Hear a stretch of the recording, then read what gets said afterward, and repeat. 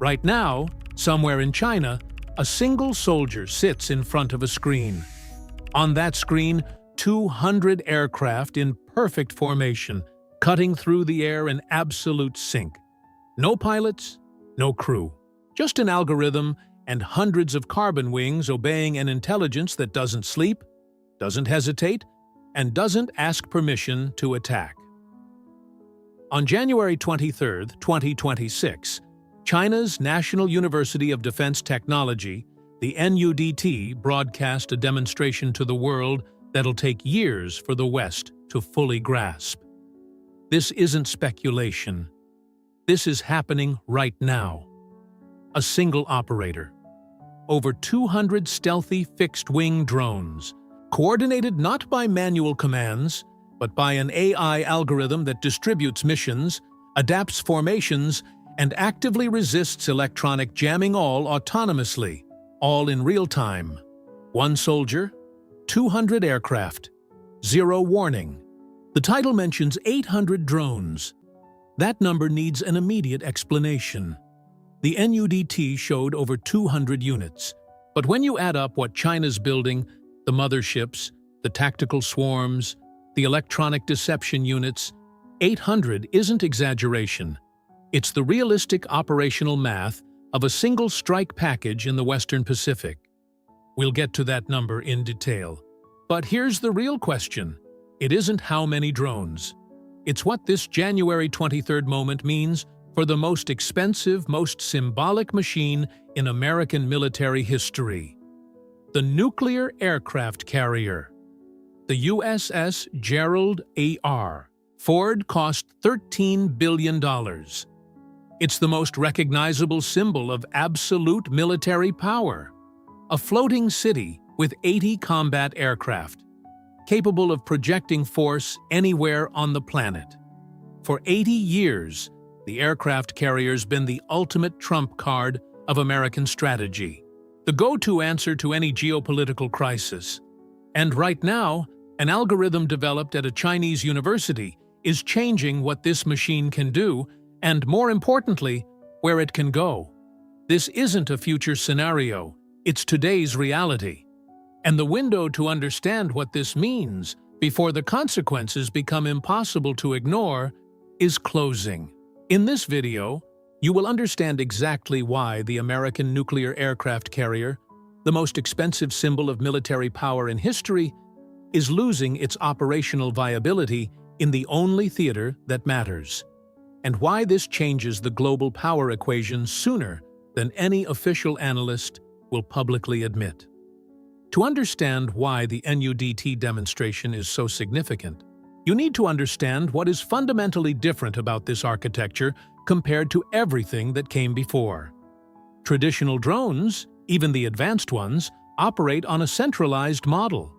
A human operator commands each unit individually, or in small groups with limited automation. Clear bottleneck. Decision-making speed is limited by human speed. In a high-threat combat environment, that's fatal. An operator can handle 10 units with reasonable efficiency. 50? They start making mistakes. 200? Impossible. What the NUDT demonstrated is fundamentally different. The AI doesn't just coordinate the drones, it makes tactical decisions in real time, distributes missions among units, recalculates trajectories under intense jamming, and maintains swarm coherence without continuous human input. The operator defines the objective. The algorithm figures out how to achieve it with 200 simultaneous platforms, each aware of the others, each adapting its role as the environment changes. Think chess versus checkers. American battle group defenses were built to intercept pieces one at a time, a missile, an aircraft, a threat with a predictable trajectory. Swarm doctrine plays a completely different game, where 200 pieces move simultaneously in patterns no human operator could calculate to defend against in real time.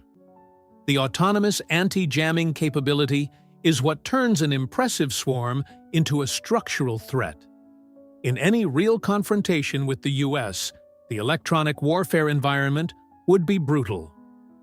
GPS jamming, communication disruption, sensor saturation. A conventional drone gets lost. A swarm with distributed AI doesn't. Each unit carries enough intelligence to operate semi-independently, and the system as a whole adapts in real time to jamming attempts. But the NUDT swarm is only half the story. In June 2025, China tested the Jutian SSUAV, a high-altitude mothership that operates as an airborne carrier for loitering munitions. The Jutian isn't a conventional combat drone. It's an unmanned aircraft designed specifically to carry between 100 and 150 loitering munitions in internal bays, release them at cruising altitude, and come back to rearm. An unmanned airborne drone carrier. The operational implication is straightforward. A single Jutian on a mission means launching 100 to 150 autonomous units into the target's airspace. Combine 2 Jutians with the NUDT swarm, and you've got a strike package of 300 to 400 autonomous units per sortie. Add in what military planners call stacking, layering multiple waves in sequence, and 800 starts looking conservative. Think about what that means for a carrier strike group. A CSG typically has the carrier plus 5 to 7 escort ships, including cruisers and destroyers equipped with the Aegis system and SM-2 and SM-6 interceptor missiles. An SM-2 runs roughly $2 million per unit. An SM-6 costs about $4 million. An Arleigh Burke-class destroyer carries 96 vertical launch cells. Not all contain air interceptors. A significant fraction goes to strike missiles like Tomahawks. In a combat configuration optimized for air defense, an Arleigh Burke might have 40 to 50 interceptors available. The entire battle group combined has a realistic capacity of a few dozen to just over 100 total interceptors to defend against airborne threats at any given moment. 340 autonomous and stealthy units. A few dozen available interceptors. The question isn't whether the carrier's defenses can shoot down drones. They can. The real problem is how many drones they can shoot down before they run out of missiles. But this interceptor math only reveals its true scale when you realize that swarms aren't the first threat American carriers face in the Western Pacific. They're the last. Let's start with the DF-21D. The DF-21D entered service in 2010. The West called it the carrier killer, and for good reason. It's a medium-range anti-ship ballistic missile, a weapon category that didn't exist until China created it. With a range of roughly 1,500 kilometers and a maneuverable warhead with active radar terminal guidance, it was designed for one purpose: hitting moving targets on the ocean. The DF-26 expands that range to 4,000 kilometers, enough to cover the entire Western Pacific all the way to Guam. China informally calls this the Guam Killer. The YJ-21 is the hypersonic anti-ship version, flying at Mach 10, with a terminal trajectory that makes conventional interception nearly impossible. Together, these systems created what military strategists call A2, Anno Domini anti-access, and area denial. The geometry is unforgiving. Within the range of these missiles, any American carrier operates under a direct ballistic threat. The dilemma facing American naval planners has changed. It's no longer, can our carrier survive? Now it's, how far from the Chinese coast can we operate without being targets? The honest answer, well outside the zone where a carrier can effectively project power. American carrier aircraft have a combat radius between 700 and 1,000 kilometers, depending on payload. To reach targets on the Chinese mainland or Taiwan's coast, the carrier'd have to position itself within range of systems that can strike it with ballistic or hypersonic missiles. In September 2025, the PLA parade publicly displayed a new large stealth UCAV and unmanned aircraft with a low observability profile designed for long-range strike missions, replacing manned combat aircraft. Just one more layer in the denial envelope. If missiles were already keeping carriers at a safe distance, you might ask, why do swarms fundamentally change the equation?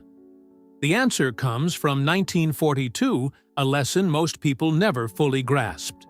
And once you understand what really made the battleship obsolete, not what popular history says, but the actual mechanism, you'll see exactly what's happening to the carrier today. On December 7, 1941, Japanese aircraft sank or severely damaged 8 American battleships at Pearl Harbor. The world saw destruction of the Pacific Fleet. Clear-sighted strategists saw something different. The battleship's era was over. But the true story is more subtle than Pearl Harbor sank them. Battleships didn't become obsolete because they got destroyed in large numbers. They became obsolete because they couldn't operate without air cover. They couldn't provide themselves. The airborne threat dive bombers, torpedo bombers, carrier aircraft created an environment where the battleship, the dominant naval platform for nearly a century, simply couldn't accomplish its primary mission without becoming an easy target. Watch the pattern closely, because you're about to recognize it all over again. Military obsolescence doesn't mean the platform stops working. The USS Missouri, a battleship, bombarded targets in Korea in 1950 and in the Persian Gulf in 1991. Battleships lasted for decades after Pearl Harbor. Obsolescence means the platform loses its operational viability as a power projection tool, that the risks and costs of using it in its primary mission exceed the strategic benefits it delivers. That's exactly what's happening to carriers in the Western Pacific. No serious analyst is saying American carriers will sink tomorrow. The argument is more precise and more disturbing. The carrier is losing the ability to operate credibly within the most strategically relevant theater of the 21st century. The DF-21D and DF-26 keep carriers out of the effective engagement zone. But a carrier outside this zone can still employ long-range aircraft, serve as a command platform, demonstrate political presence, and project deterrence. Swarms close that gap. They reach far beyond short-range defense, create saturation that depletes interceptors, and do so with units that cost a fraction of each missile that shoots them down. The carrier that used to sit out of range of the DF-21D now has to worry about 300 autonomous units launched from a mothership 400 kilometers away, each resisting jamming, each coordinated by AI in real time. The 1942 naval strategists betting on battleships had what seemed like a logical reason. They worked.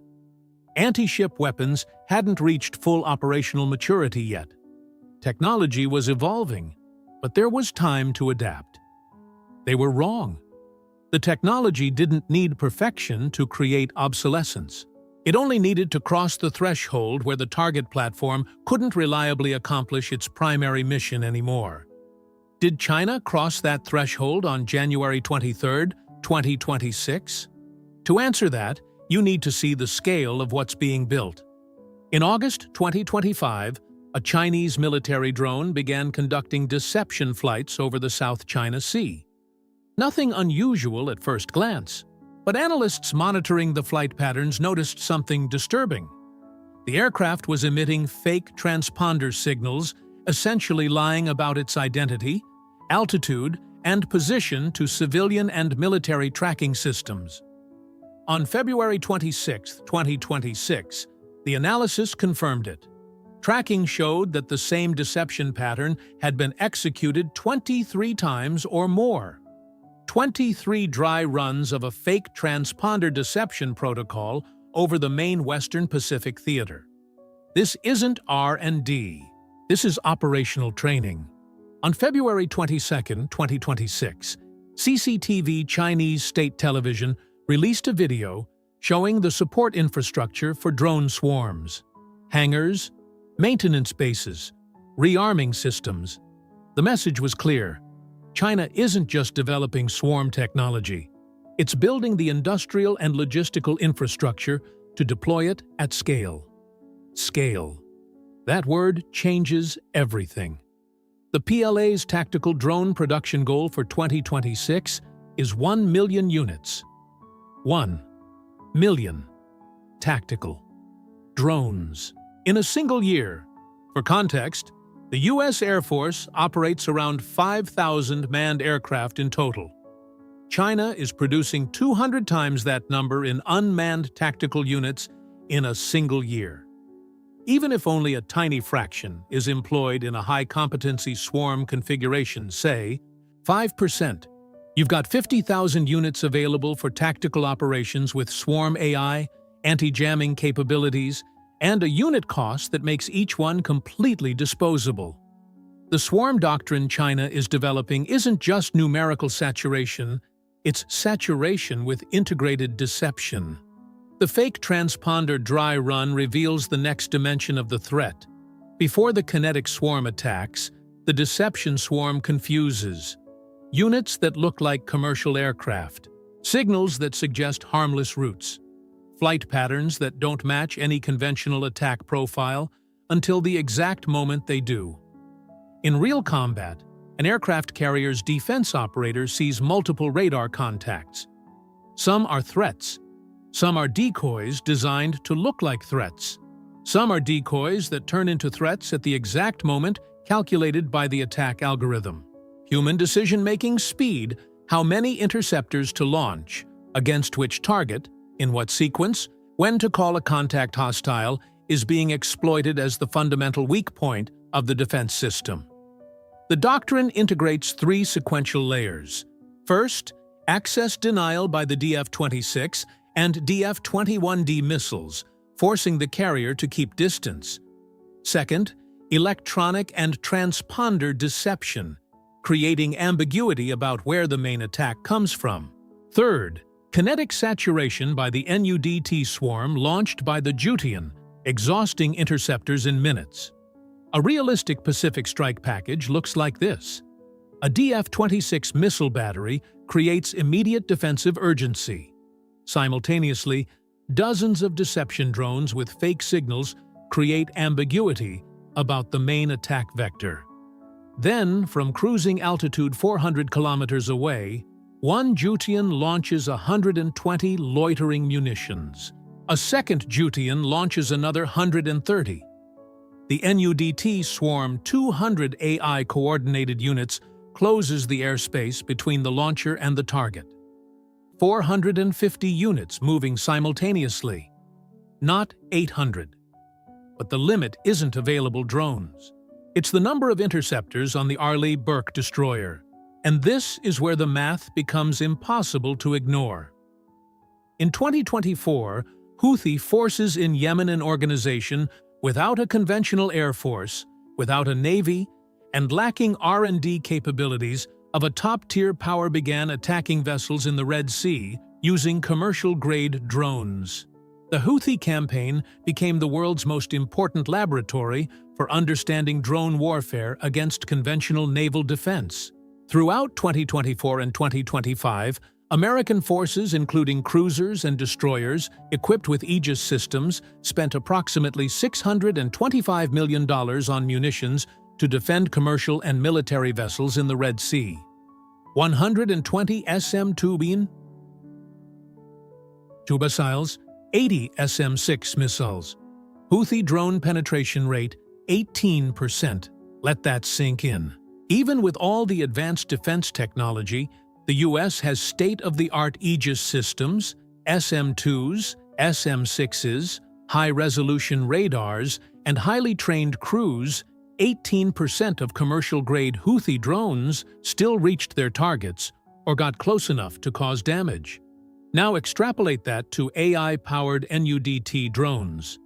With autonomous anti-jamming capabilities, with swarm coordination that adapts formation in real time to maximize penetration, with stealth units specifically designed to reduce radar signatures, even if the penetration rate drops to 5%, much lower than the Houthis' 18%, with inferior equipment. In a swarm of 450 units, you've got 22 units hitting the target. 22 well-placed strikes against a carrier or its escorts. But there's an even more fundamental problem than penetration rate: the magazine problem. That interception capacity, 100 to 150 missiles in the best-case scenario for the entire battle group, can't be replenished during an engagement. The Pentagon has formally acknowledged this. In strategic assessment documents and congressional hearings, Department of Defense officials explicitly stated, "Swarm saturation depletes the interceptor inventory faster than replenishment can occur. A carrier in the Pacific can't be restocked with 50 SM-6s mid-engagement. Naval replenishment takes days. A swarm engagement lasts minutes." Here's the math. A military-grade Chinese tactical drone costs between $15,000 and $50,000 per unit. An SM-6 costs $4 million. An SM-2 costs $2 million. For every interceptor you launch at a drone, you're spending 40 to 260 times more than the attacker spent to create it. And you've got a fixed, limited number of interceptors that can't be restocked during the engagement. China has a production target of 1 million tactical drones for 2026. The U.S. has a counter-UAV budget of $7.5 billion for the same year. $7.5 billion in interceptors buys roughly 1,800 SM-6s. Distributed across all American battle groups worldwide, each CSG in any specific theater has structurally insufficient interception capacity against the scale of Chinese production. China can produce drones faster than the U.S. can produce interceptors, at a much lower cost per unit, with an industrial learning curve that's accelerating, not slowing down. This is the arithmetic of asymmetry that the Pentagon doesn't know how to solve, not with better software, not with more intensive training, not with smarter tactics. The problem is structural, and the Americans know it. What the Pentagon is doing about it, and why the available answers reveal the true depth of the problem, is what's next. The $7.5 billion American counter-UAV budget in 2026 is real and significant. Washington's not sleeping. Raytheon developed the Coyote Block 3, a drone interceptor specifically designed to be much cheaper than an SM-2 or SM-6, with a unit cost between $100,000 to $200,000. It's a genuine improvement. You're still spending more than the attacker per unit, but the ratio's dropped from 40 to 200 times down to closer to 2 to 4 times. That changes the math, but it doesn't solve it. Anduril developed the Roadrunner MA reusable drone interceptor that can be launched, complete its mission, and return to be rearmed. The Roadrunner M was deployed to carrier battle groups in 2026. Reusability is theoretically transformative. If an interceptor can be used multiple times, the cost per engagement drops dramatically. In practice, the question is, how many times a Roadrunner M can be deployed in a high-intensity engagement before suffering combat damage or simply failing to return from a successful mission? Real-world operational data in high-intensity combat doesn't exist yet. There are also directed energy programs, lasers, and high-power microwave weapons. The advantage is obvious. The cost per shot is essentially zero just electricity. A laser can theoretically shoot down drones indefinitely as long as it has power. But there are physical limitations that don't disappear with more funding. Current shipboard directed energy systems can shoot down slow, relatively simple drones, the kind the Houthis used. Against high-speed stealth drones in swarm formation with AI-coordinated evasive maneuvers, current systems simply lack the necessary power or range. Weather, angle of attack, dwell time per target. Each variable creates windows of vulnerability that a swarm can exploit. The directed energy technology that would solve the swarm problem at operational scale will probably exist in the future. It doesn't exist today. But weapons are only half the American answer. The other half is even more revealing Because it's an implicit admission that the problem can't be solved with hardware alone. The Pentagon has a doctrinal answer beyond weapons: Distributed Maritime Operations, or DMO. DMO recognizes that concentrating all naval power around a single carrier creates a massively valuable and inherently vulnerable centralized target. The solution is to distribute power: unmanned surface vessels, submarine-launched attack drones, long-range bombers operating from distant bases, missile forces positioned on allied islands. DMO is genuinely smart as a doctrinal adaptation, and it's also an implicit acknowledgement that the carrier, as currently configured, can no longer operate as originally conceived within the first island chain, the most strategically relevant theater of any potential conflict with China. Think about that carefully. American doctrine is shifting away from relying on the carrier as the primary power projection instrument in the Western Pacific. This isn't because carriers have stopped working. It's because the strategic calculus has shifted in a way American planners can't ignore anymore. This is what operational obsolescence looks like from the inside. The USS Gerald R. Ford isn't going to sink tomorrow. The American carrier fleet isn't going to dissolve next week. That's not what this is saying. Strategic obsolescence has a precise technical definition. A platform becomes obsolete when its operational envelope, the set of conditions where it can accomplish its primary mission with acceptable effectiveness, compresses below the threshold needed to justify the cost, risk, and strategic commitment of its employment.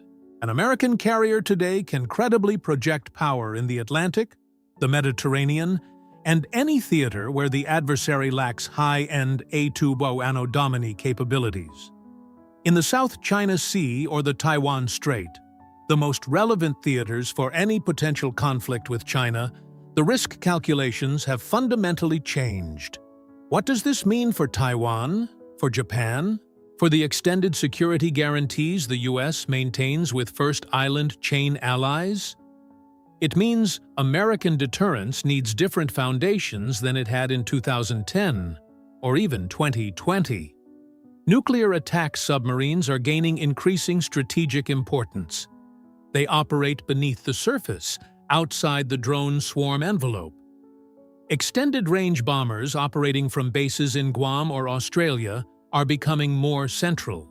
Land-based missile capabilities positioned with First Island chain allies, which the U.S. has quietly begun implementing, are becoming key deterrence instruments. The transition is already underway. Unmanned surface vessels are being integrated into the force. Submarine-launched attack drones are being tested. Long-range standoff capabilities are being prioritized in acquisition programs. DMO isn't theory. It's the doctrinal response to a strategic reality that the Red Sea data, the NUDT demonstration, and the scale of Chinese production have made impossible to deny. But there's a gap between it's happening and it's already happened. And in that gap lives one of the most important national security questions of the next decade. If a Taiwan crisis escalated right now, does the American carrier still serve as a credible deterrent within the threat envelope China's built? The debate within the American military on this issue is sharper than any official statement suggests. The admirals defending carriers in public hearings are the same ones who, in classified wargames, are testing scenarios where CSGs must remain far beyond their aircraft's range to survive the combined threat environment missiles, electronic deception, swarms. The NUDT demonstration on January 23, 2026, wasn't an isolated event. It was just another stone in an avalanche that's been building for a decade. One soldier, 200 drones, one algorithm, and a $13 billion aircraft carrier discovering, slowly and painfully, that the geometry of naval combat changed while it was still being built. The impact of this shift isn't about whether the U.S. will lose a carrier. The real question is what happens to the Pacific Security Order when the instrument that sustained it for 80 years can't credibly operate where it's needed most. That's the question American strategists, decision-makers in Tokyo and Taipei, and planners in Beijing are all answering right now, arriving at very different conclusions about what this means for the coming decades. That equation is shifting right now, the exercises, the systems China is installing on reefs in the South China Sea, and the American programs being accelerated or scrapped in response. Subscribe to the channel. The next pieces are already moving into place.